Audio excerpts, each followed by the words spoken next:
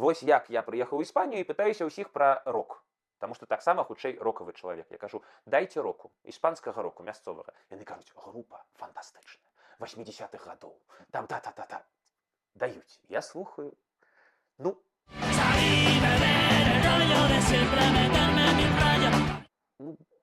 не.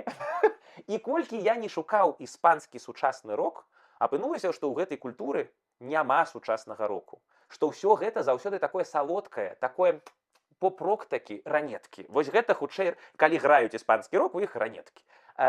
І я працягваю шукаць на іспанскай мове музыку, і калі яна мне насамрэч падабаюцца, то гэта якія-небудзь лацінаамерыканскія чувакі, якія міксуюць ска з ракешнікам і там ужо даюць жару. І я такі, ну, пэўна, у Гішпаніі ўсё занадта хораша, каб яны мелі добры рок. А там у іх у Калумбіі ці ў Уругваі у іх ёсць вось гэтая фактура.